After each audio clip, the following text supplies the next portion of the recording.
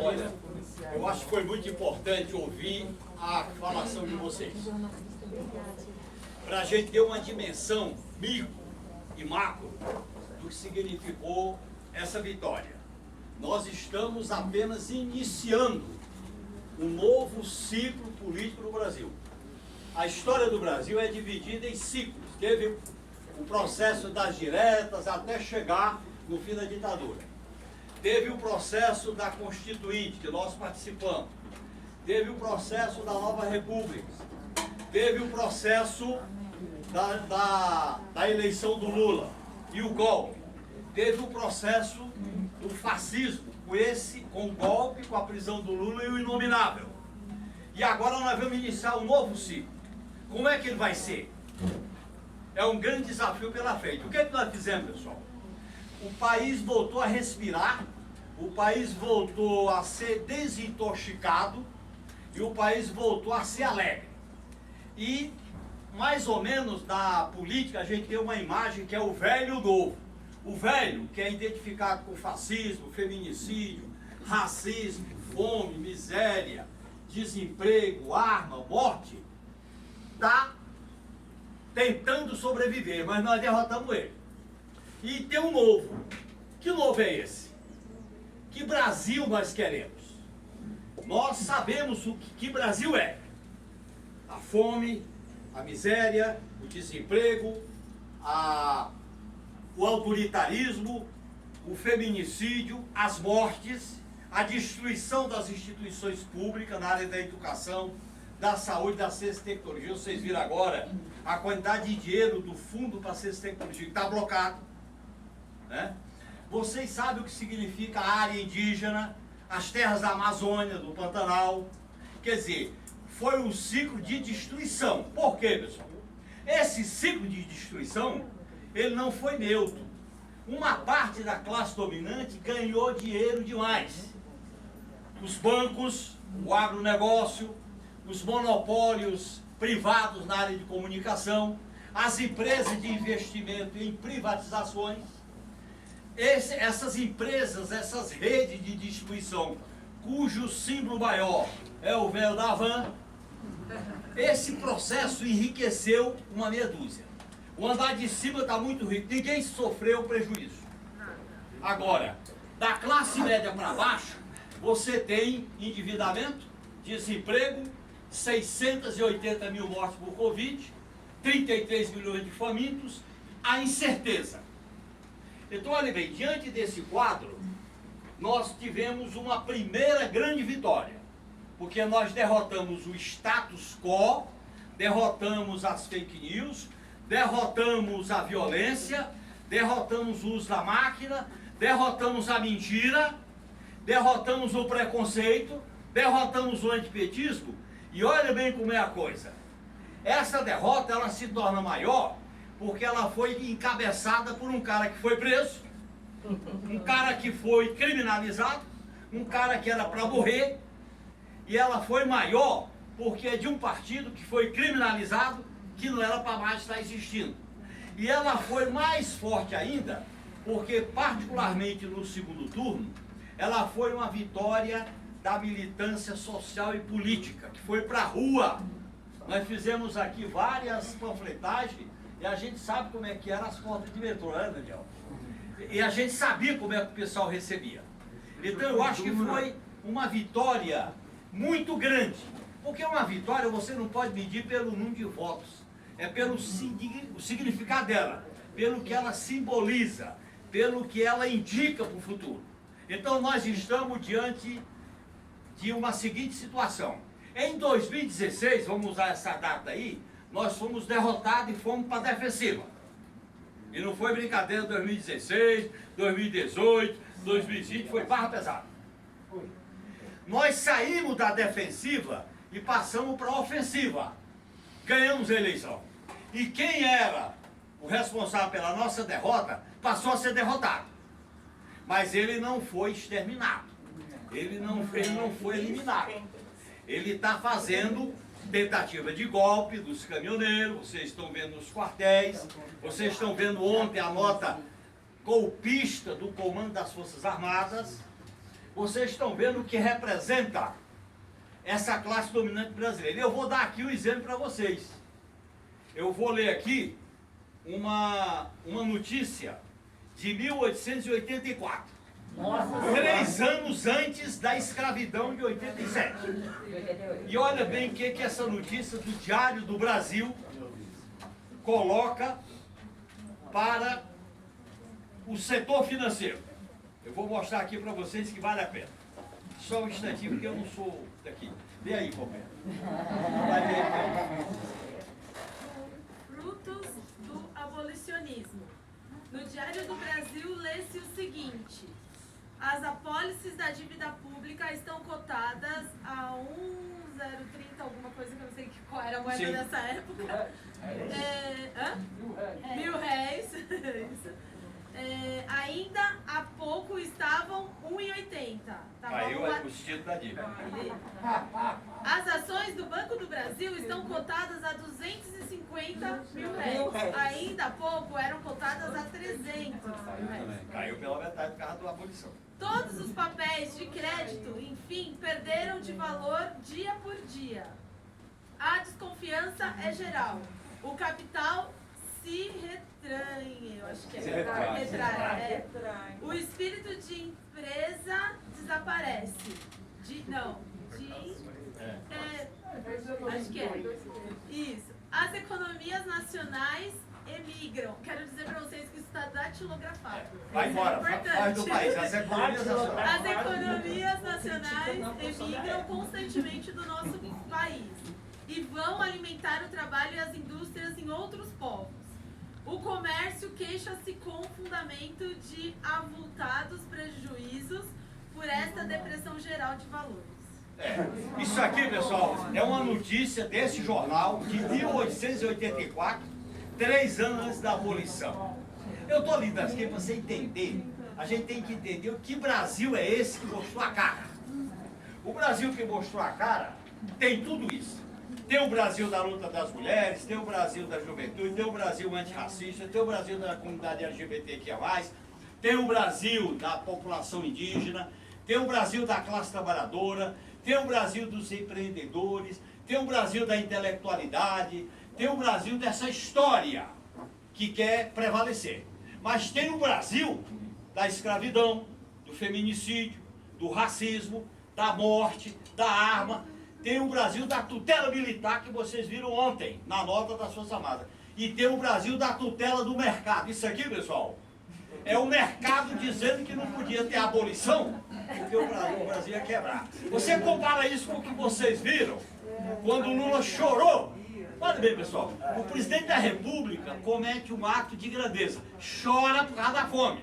Aquele choro virou o quê? O mercado caiu. Resolve dizer que exagerou, não pode colocar a questão social acima do mercado. Então, nós vamos ter uma disputa radical. De um lado, a tirania fiscal. Não pode fazer isso, não pode ter dinheiro para os pobres, não pode ter salário mínimo, não pode ter dinheiro para educação, para o SUS, porque tem que garantir o quê? Mercado da dívida pública, títulos para valorizar quem aplica na Bolsa, dividendos da Petrobras, dividendos da Eletrobras para enriquecer o andar de cima. Isso que vocês viram aqui de 84, portanto 1884, nós estamos vendo agora com o mercado. A ditadura do mercado, que se junta com a ditadura das armas, que é essa nota dos militares que vocês viram ontem. Eu estou só colocando isso porque nós tivemos uma grande vitória. Abriu-se um processo. Nós começamos a caminhar. Agora, nós estamos numa encruzilhada. E para nós militantes aqui do PT, os companheiros do PCdoB, os companheiros que não têm partido, os companheiros do PSOL com que a gente fez campanha, nós estamos diante de uma encruzilhada. Nós temos que fazer transformação e reconstrução do país. Primeiro. Segundo, nós, do time do Lula, não podemos errar. Nós estamos proibidos de errar. Porque qualquer erro nosso será cobrado com juro e correção monetária, porque nós puxamos a esperança lá do fundo do poço. Esse cara aqui ficava 2 horas para convencer o eleitor. Era a opinião mais demorada. Quer dizer, como é que nós vamos explicar para esse povo que a gente mandou votar e votou, se a gente não resolve o problema da fome, do salário mínimo, dos aposentados, da saúde, da educação? É o problema que nós temos. E essa encruzilhada, essa janela foi colocada nas costas do Lula, que é o grande, vamos dizer assim, a fênix desse processo. Quem viu o Lula preso, quem viu o Lula no sindicato, quem viu o Lula quando estava com o neto, com o irmão, vê o Lula presidente da República, isso é inimaginável. Isso é inimaginável. Esse milagre é porque este partido e este líder tem uma identidade com o povo, é coisa de sangue. Você viu que o povo diz, é nosso. Quando o cara diz é nosso, ele está se identificando de corpo e alma. Isso é uma força muito grande. E eu acho, pessoal, que é uma encruzilhada que nós vamos ter que, primeiro, colocar a agenda social na frente. A fome, o desemprego, o salário mínimo tem que estar na frente. A situação é emergencial, é social. Segundo, nós temos que garantir o financiamento para as políticas públicas. Vocês já prestaram atenção que não é por acaso que em 2016, quando deram o golpe, qual foi a primeira emenda constitucional? Teto de gastos. Agora, qual é a primeira medida que nós vamos tentar votar no Congresso? Derrubar. Teto de gastos. Olha bem. E aí nós vamos botar o teto abaixo. Aí tem 3 alternativas. Se a gente tiver força, revoga o teto. É o que eu defendo, mas eu acho que nós vamos ter força para revogar. Segundo, revogar o teto para o Bolsa Família. Isto é, o Bolsa Família está fora do teto durante os 4 anos. Sim. Que talvez essa aí possa sair. Terceiro, que não seria melhor, é você possibilitar a edição de uma medida provisória só para o orçamento de 2023. Só que nós ficamos com essa agonia a cada ano. Uma hora para outra eles podem dar o bote. Porque nós temos hoje, pessoal, um sentimento no Brasil e no mundo de alívio, de vitória. Mas nós não podemos jamais, eu aprendi na própria carne, que nós não podemos menosprezar a classe dominante. Ela é selvagem, escravocrata, sanguinária, mata e não tem dó. Ela mata, manda uma coroa de flor para a fevereiro da vida e ainda vai se confessar com o padre, como a gente diz lá no Nordeste. Vai continuar matando. Esta classe dominante, nós vamos ter que saber como enfrentar. Então, primeiro é a pauta. Segundo, nós temos que... O governo é um governo amplo. É um governo amplo. Aí eu não vou discutir agora se essa amplitude deu muito voto ou não. Mas vocês sabem que a justificativa da amplitude era eleger o Haddad aqui em São Paulo, isso não bateu. Eu acho que tem gente aí que está se cacifando, que transferiu muito voto. Nós não temos como provar, mas eu não vou discutir isso agora. Tem uma questão que é fundamental a gente deixar aqui para a militância. Aqui é a militância da esquerda. Nós não podemos... A base social que elegeu Lula, a base social dos partidos de esquerda, tem que estar vigilante. Eu uso a seguinte expressão: defender o governo Lula e exigir. Defender o governo Lula e cobrar. Defender o governo Lula e reivindicar. Por quê, pessoal? Vai ser um dever. O mercado vai disputar, pode ter certeza disso. O mercado está disputando bolsa de valores, as empresas de comunicação.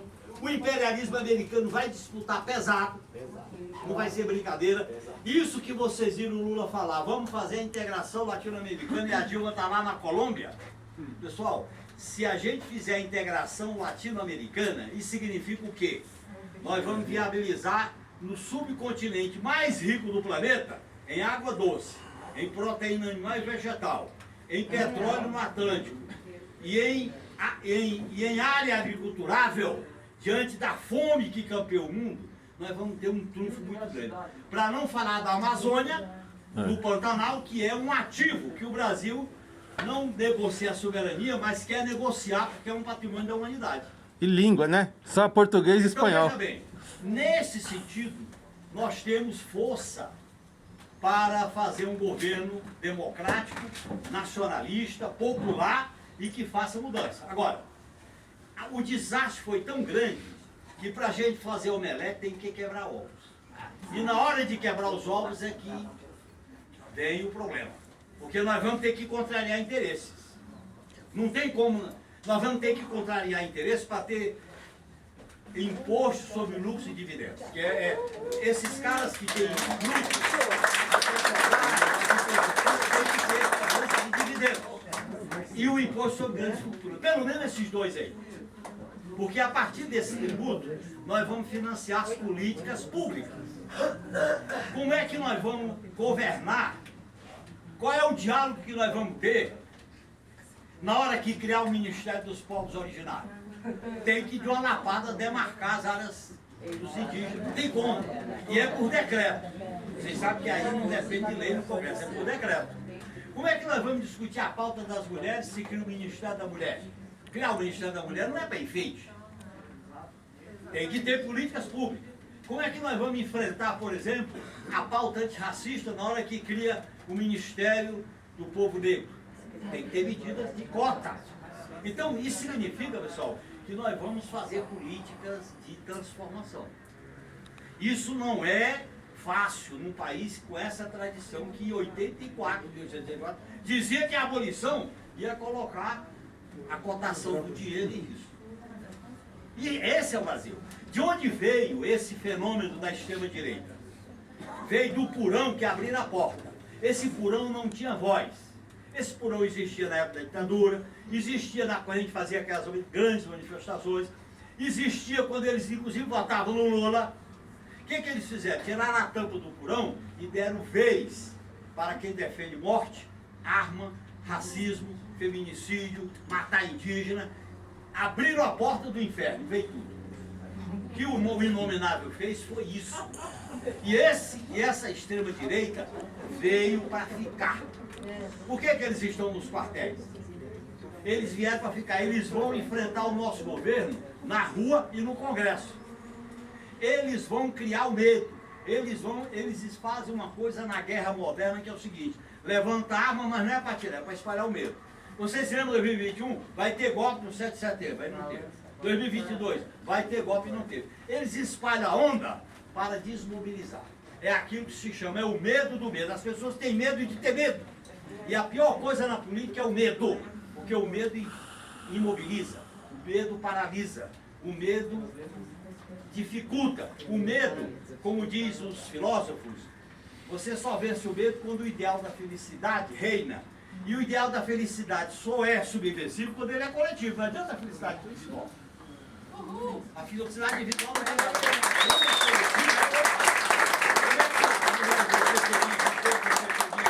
Como é que os trabalhadores vão ser felizes? Se for algo coletivo. Então, nós temos um tamanho desafio pela frente. Várias vezes, por que eu estou muito atento a isso, estou falando muito à vontade como militante. Eu não quero cargo, não estou reivindicando, eu não quero ir para a transição, nem estou reivindicando, nem fui convidado. Se me convidar, eu agradeço. Eu não quero disputar mandato, eu fiz tudo no parlamento. Agora, eu aprendi duas coisas que para mim é de vida. Eu participei de duas experiências antagônicas. Participei da luta armada e participei do parlamento. São antagônicas. Bem antagônicas, né? E as duas me ensinaram uma coisa só. Uma é herói, a outra, o parlamento bonito, dando entrevista na Globo, etc. O que as duas ensinaram? Se a gente não transformar a relação com o povo numa sociedade em que o povo é protagonista, em que a gente investe em mobilização, organização e conscientização, nós não vamos realizar a transformação no país. Por isso que eu acho que essas coisas é mergulhar no povo como peixe na água. É ir lá, é na igreja, é na comunidade, é na associação de moradores, é no lar. O Partido dos Trabalhadores ficou muito burocratizado lá em cima. Ele tem que baixar os territórios. Ele tem que voltar a fazer filiação em massa. Nós temos que fazer de tudo para ter uma sede, porque a sede é uma referência. Aí as pessoas se reúnem e vão lá. Mas não é uma sede chata, burocrática, é a sede para as pessoas se alegrarem. Um dia você faz um show, um dia você faz uma exposição, dá espaço para as pessoas. Se a gente não fizer esse dinamismo do partido aqui embaixo, nós podemos fazer muita coisa boa lá em cima. E eu vivi isso no governo Lula e Dilma. Vivi no parlamento.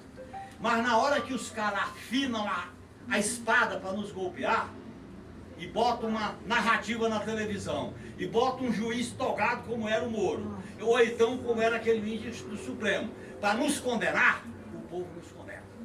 E eu vivi isso na própria carne. Por isso que para mim, eu digo isso no meu perfil na Piauí, eu tinha tanta trauma da polícia quando fui solto em 77, que eu fiquei 5 anos preso. Quando eu fui solto em 77, eu andava na rua, vi um carro de polícia e me assombrava.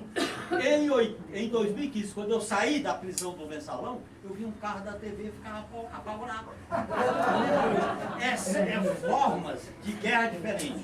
E eu acho, pessoal, que eu acho que é bom estar com vocês. Eu fiz uma escolha, porque eu aprendi que este partido e a esquerda, eu não estou falando só do PT. Estou falando dos companheiros do PCdoB, que a gente conviveu aqui, com os companheiros do PSOL, que eu defendo que as esquerdas se juntem. O PT, o PSOL, o PCdoB, pessoas de outros partidos, pessoas que não têm partido, mas a gente se junte para formar um polo. Este polo tem que dialogar com os parlamentares nossos, que têm identidade com isso. E esse polo fazer ações conjuntas. Por exemplo, aqui no Butantã, vamos fazer ações conjuntas. Porque se cada um ficar sozinho, não soma. Não aumenta. E eu estou a serviço disso. Eu sou militante disso, eu não quero outra coisa, tá certo? Eu estou trabalhando na elaboração dessas coisas, estou escrevendo, estou fazendo live, eu estou cumprindo um destino da minha amiga, que morava aqui no bairro e faleceu, e lamentavelmente, ela dizia, você só vai se curar quando os caras bateram pesado, se você aprender a fazer política sem adereços. E eu estou aprendendo a fazer política sem adereço. Eu não quero tribuna, não quero microfone, não quero palanque, não quero púlpito e quero fazer política só como eu sou. E eu acho que é isso, olho no olho, que a gente vai fazer política. O Brasil tem que renascer desta maneira. E eu me alegro muito quando eu vejo um partido como o PT, que tem 42 anos de vida, portanto está na maturidade, ele renasce das cinzas e derrota aqueles que diziam vamos acabar com essa peste. Vocês sabem o que a gente dizia? E eu acho, pessoal, que a gente tem que fazer uma mistura. A velha geração que fundou o PT, como nós aqui, né? Nós estamos na fundação do PT, eu sou o número 7 do diretório aqui do Butantã. Essa velha geração com essa juventude que está aqui. Nós temos que juntar. O nosso papel é abrir a porta e dizer, entrem, abra a porta, ocupem todos os segmentos sociais. Se a gente fizer isso, pessoal, isso é uma revolução no país. Quando eu falo revolução, não é por causa da arma, nem por causa de qualquer golpe. Revolução é o povo ser protagonista do seu destino. E eu acho que essa possibilidade é que dá força ao Lula, dá força ao PT. Agora, pode ter certeza, pessoal, o Lula vai passar por momentos duros, pressão violenta, eles vão levantar o tapete, mas ao mesmo tempo tiram, a gente sabe, eu vivi isso lá no Congresso, não é brincadeira, porque ele se tornou o maior líder popular do mundo, você vê a repercussão da COP 27, não falta agenda para ele, ele é uma referência, e essa referência, essa classe dominante não vai deixar andando normalmente. Porque nós estamos vivendo uma luta política, não é? A comemoração tem que ser feita, nós temos que nos alegrar, nós merecemos, a esperança é um direito. O otimismo é um direito, a comemoração, a festa é um direito dos humanos. Se a gente não se alegra, a revolução que nós queremos é alegria, se abraçar, se beijar, se comemorar. Agora, não é coisa feia, não é coisa de obrigação. Então, eu acho que nós estamos vivendo um momento muito positivo. Para terminar, eu acho que essas sugestões que vocês colocaram aqui, eu acho muito interessante. Essa territorialização de base do PT, junto com os outros partidos. Segundo, eu acho que nós temos que preparar 3 datas importantes ainda nesse ano, que é o 20 de novembro. Nós temos que transformar o 20 de novembro numa grande de marchas e comemorações da consciência negra. A gente vê se dá para fazer alguma coisa no 15 de novembro, pelo menos em nome do hino da República, é mais bonito que o hino nacional. Né? E eu acho que nós temos que caminhar para uma ocupação de Brasília. Brasília tem que ser ocupada, muito mais do que em 2002. Eu estava lá, via, eu era presidente do PT, nós temos que ocupar Brasília. Nós só derrotaremos esses protofascistas se nós botar o povo na rua. Veja bem, para mim o símbolo da Paulista no dia 30 é que a Paulista voltou a ser o território das esquerdas. Nós não podemos perder esse território. Choro, vai ter problema? Vai. Mas nós devemos fazer essa luta. E eu acredito que essa luta só será vitoriosa se ela for coletiva. Para enfrentar esse sistema capitalista neoliberal, a luta individual, o cara vira uma cibalena com data vencida. Coletivo de sindicato, de movimento, de partido, para a gente fazer isso. Então, eu quero dizer para vocês que foi muito rico ouvir aqui as intervenções. Eu sou militante aqui para valer, quero participar de todas as atividades, sou militante de base, né? E dar minha contribuição não só nas reuniões, como nas atividades que possam ser realizadas, como eu participei antes da campanha eleitoral, né? Aqui no movimento de solidariedade que a gente fez, e dizer que essa é a minha razão de viver, tá certo? Eu não tenho patrimônio, eu moro na mesma casa desde 84, que é aqui pertinho, eu não tenho a minha aposentadoria é por tempo de serviço, eu não tenho fonte de renda a não ser aposentadoria por tempo de serviço, eu não me formei nem tenho título de doutor, meu pai me cobrava muito por isso, que eu queria sair da roça para ser doutor. Aí eu volto para a roça para fazer guerrilha. Ele disse, essa aí é a roça. Aí ele disse, e você vira deputado famoso em São Paulo, que ele via na TV lá, comunitária, e não fica rico. Ele vivia na televisão. Então, mas meu compromisso é a vida da gente, pessoal, só tem sentido se ela estiver vinculada a causas, a sonhos. Nós temos que resgatar os sonhos, as causas, os ideais que possam juntar. Eu acho que o povo brasileiro merece isso de nós. O povo brasileiro está triste, está marcado, está traumatizado, está de cabeça baixa. E eu acho que a eleição do Lula fez assim. Isso não pode cair. De jeito nenhum. Então a responsabilidade nossa é muito grande. Conta comigo. Um grande abraço.